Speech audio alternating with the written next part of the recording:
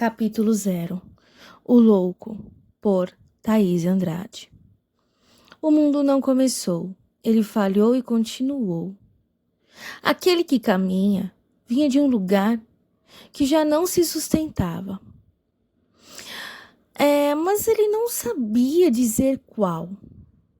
Não era uma cidade, não era uma casa, não era um modo de existir que, de repente, ficou estreito demais. A trilha parecia improvisada por mãos descuidadas. Pedra solta, terra rachada, fios de capim queimado, um cheiro de ferro no ar, como se o vento tivesse passado por algo que sangra. A luz era clara demais para ser promessa e dura demais para ser consolo. Nada ali acolhia, nem o céu, nem o chão. Aquele que caminha carregava uma sacola pequena, mais por hábito do que por escolha. Dentro, coisas sem valor e coisas que não podiam ser jogadas fora. Um pedaço de papel amassado, um fio, um objeto que ele não lembrava ter guardado e o peso invisível que nenhum bolso comporta. Ele não tinha certeza se estava fugindo ou buscando. Na verdade, havia um tipo de pensamento que não se formulava em frase, só em tensão. Como se a vida tivesse dito sem palavras, acabou, e não tivesse explicado o porquê ou o quê. O vento levantou poeira e entrou pelos seus olhos, ardeu. Aquele que caminha levou a mão ao rosto e por um instante sentiu raiva, não do vento, mas de si mesmo, por ainda esperar que o mundo fosse gentil. Foi quando ouviu o riso. Não veio de trás, não veio da frente, veio do meio do nada, como se o vazio tivesse boca.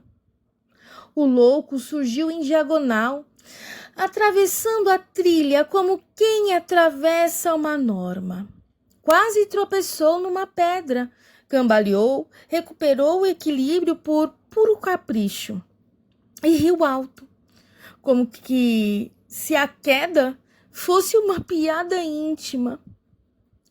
Suas roupas eram inadequadas, finas demais para o frio que parecia de repente, claras demais para a poeira. O rosto não tinha idade certa, tinha o olhar de quem não pede permissão nem para existir. O animal pequeno vinha junto. Não era exatamente um amigo, não era exatamente um inimigo. Ele rosnava, cheirava a borda do caminho, puxava a barra do louco como se tentasse impedir ou acelerar alguma coisa. O louco parou perto demais. Você ainda está fingindo que escolhe? Disse como quem constata uma febre. Aquele que caminha ia responder, mas a frase morreu antes de nascer. Não porque faltassem palavras, porque qualquer palavra ali soaria como mentira. O louco sorriu sem ternura. O corpo já foi, só a sua imagem ficou para trás. O vento fez um corte no ar, um assobio seco. A poeira desenhou um círculo breve no chão e desfez. O caminho à frente se alargava, não melhorava, apenas seguia e terminava. Ali estava a borda. Não era um precipício teatral. Era pior, era uma queda real, simples, sem espetáculo. Um vazio que não prometia profundidade mística, só ausência.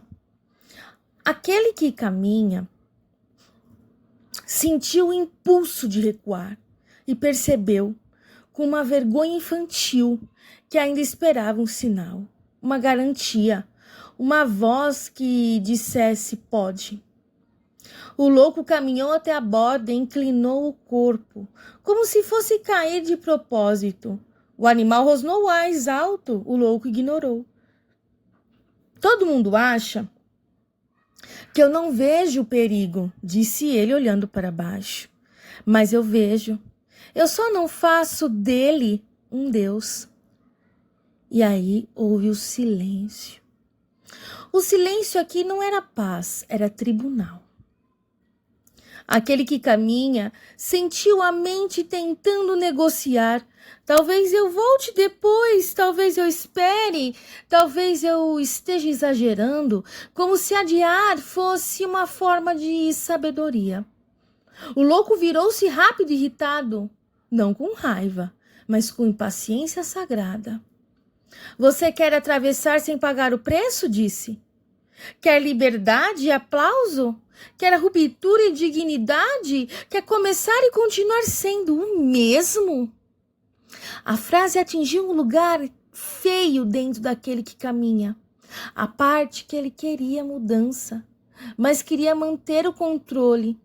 A parte que queria renascimento, mas sem morte. A parte que chamava de prudência aquilo que era medo. O louco estendeu a mão. Palma sua estava suja, arranhada, mas era viva. Não é ajuda, disse. É cumplicidade. Aquele que caminha estendeu a mão também, mais por reflexo do que por decisão. E nesse instante o animal avançou, latiu, mordeu de leve a barra da sua roupa, daquele que caminha, como se o mundo estivesse testando se ele ainda precisava de dor para acordar. O susto fez até o pé escorregar. A queda aconteceu antes do pensamento. Por um segundo nada sustentou, nem o símbolo, nem a fé, nem a ideia bonita. O corpo bateu num degrau de pedra, dor crua. O ar fugiu, o joelho abriu. Um filete quente escorreu e machucou e manchou a poeira de sangue. O louco não correu para ajudar, não. Ele observou. E quando aquele que caminha tentou se levantar rápido demais, o louco disse seco: não levanta para fingir que não doeu. Essa frase tirou algo que parecia essencial, a necessidade de parecer inteiro. Aquele que caminha ficou ajoelhado mais tempo do que gostaria, respirando como alguém que perdeu um pedaço de orgulho no chão. O louco então se aproximou com um pé e empurrou a sacola de aquele que caminha. E ela se abriu. As coisas caíram.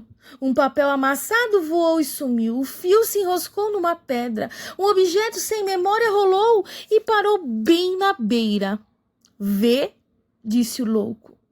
Você não sabe o que carrega e ainda assim você defende. Aquele que caminha sentiu uma vontade absurda de chorar, não de tristeza, mas de humilhação, de ter sido visto no ponto exato onde ele se enganava.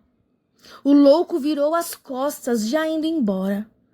O animal o seguiu, ainda alerta. Agora você pode continuar, disse ele, como quem entrega uma sentença.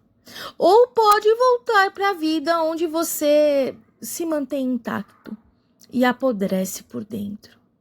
À frente, o cenário mudava. A poeira parecia se assentar em linhas mais nítidas.